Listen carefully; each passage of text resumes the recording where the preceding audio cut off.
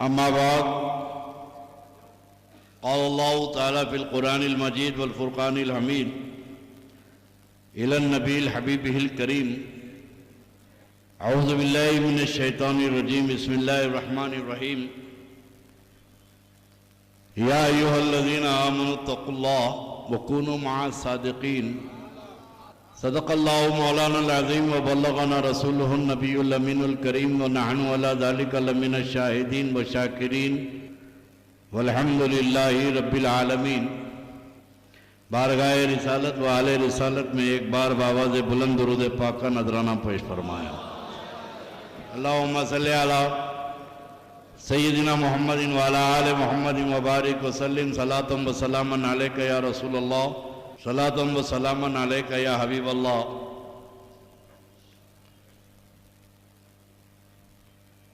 وابستگان سلسلے عالیہ قادریہ نسبیہ موسویہ اور جمیع غلامان غوث اعظم کو پیران پیر غوث اعظم کے جشن ولادت کی مبارکباد پیش کرتا ہوں۔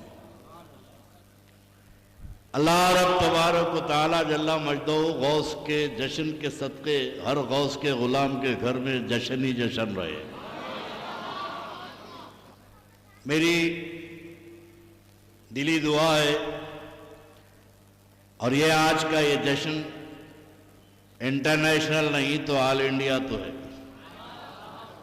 ہندوستان کے ہر کونے سے یہاں پر لوگ موجود ہیں، بنگال سے لے کے بہار، اتر پردیش، مدھیہ پردیش، گجرات، مدراس، کوئی ایسا مقام نہیں ہے جہاں سے غوث اعظم کے غلاموں نے نمائندگی نہیں کی ہے۔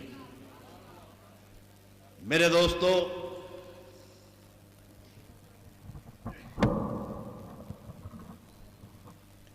یہ ہماری آپ کی جو لائن ہے، یہ دیوانوں کی لائن ہے، عقل مندوں کے بات سمجھ میں نہیں آتی۔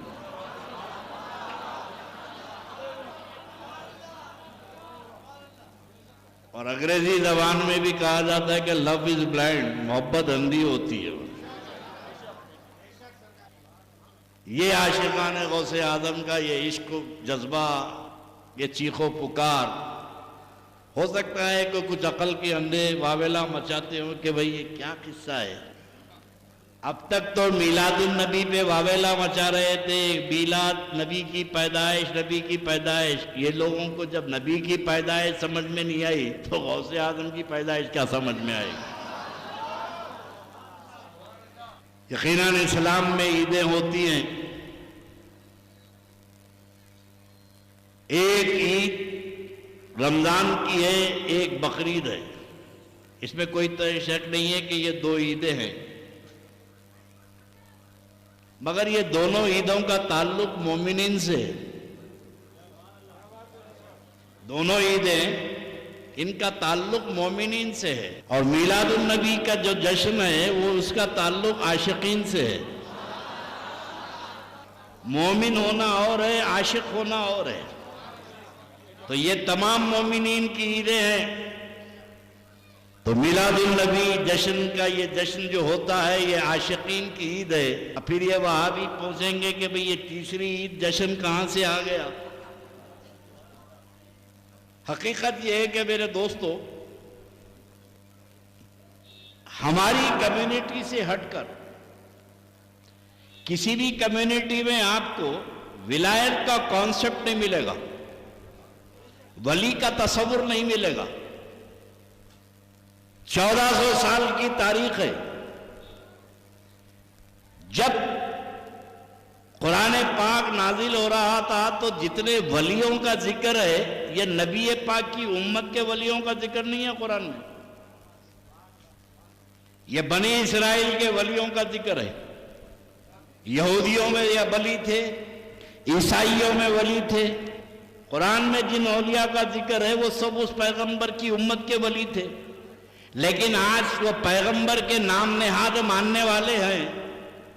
امت موسوی موجود ہے، عیسوی موجود ہے، ولی کیوں نہیں ہے؟ کل تک ولی پیدا ہوتے تھے، قرآن میں تو بار بار ولیوں کا ذکر ہے نا بھائی. اب میں تفصیلات میں نہیں جاؤں گا. خود انا انزلناہ فی لیلۃ القدر کے سلسلے میں کہ لیلۃ القدر خیر من الف شہر کے سلسلے میں حدیث شریف میں جو وارد ہوا کہ آقا نے فرمایا کہ پچھلی امتوں میں اتنی لمبی طویل عمریں ہوتی تھی، 100 ہزار سال، اور میری امت کی عمر گھٹ گئی. تو صحابہ نے عرض کیا یا رسول اللہ بڑی عمر ہوتی تو ہم بھی بہت عبادت کرتے. پہلے زمانے میں لمبی عمریں ہوتی تھی، ہماری تو ہو ہی نہیں رہی ہے تو ہم عبادت کیا کریں گے؟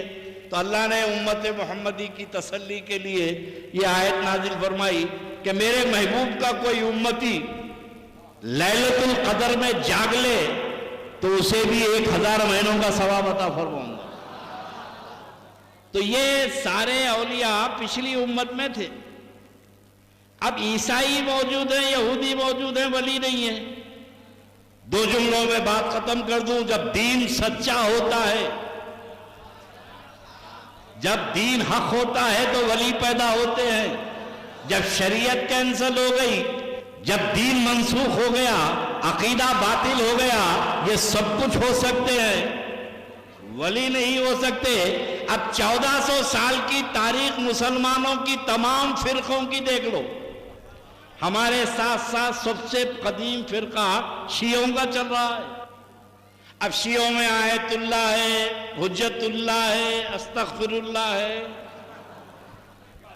کیا کیا ہے، مگر کوئی ولی اللہ نہیں.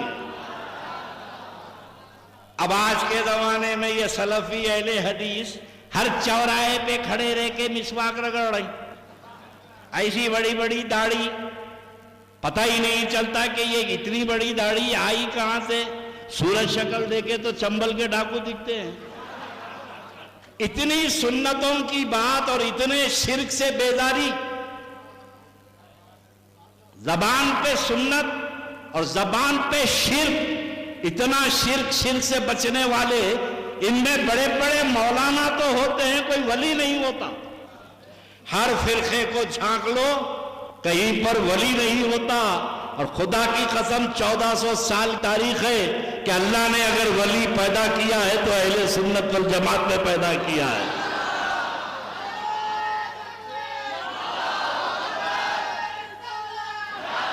دنیا میں جتنے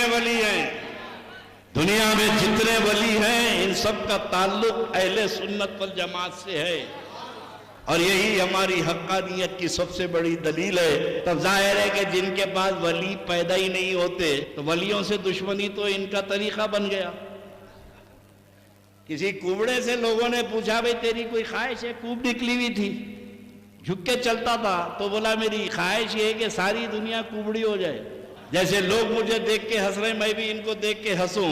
تو یہ بدعقیدہ جماعتوں کو اولیاء اللہ سے دشمنی اس لیے ہے کہ اللہ رب تبارک و تعالیٰ نے کبھی ان میں کوئی ولی پیدا ہی نہیں کیا ہے. یہ تم خوش قسمت ہو کہ اللہ رب تبارک و تعالیٰ نے تم کو سچے مذہب میں پیدا کیا، اچھے عقیدے میں پیدا کیا، اور تم کو پیدا بھی کیا تو اس جماعت میں پیدا کیا جس جماعت میں غوث اعظم کو پیدا کیا.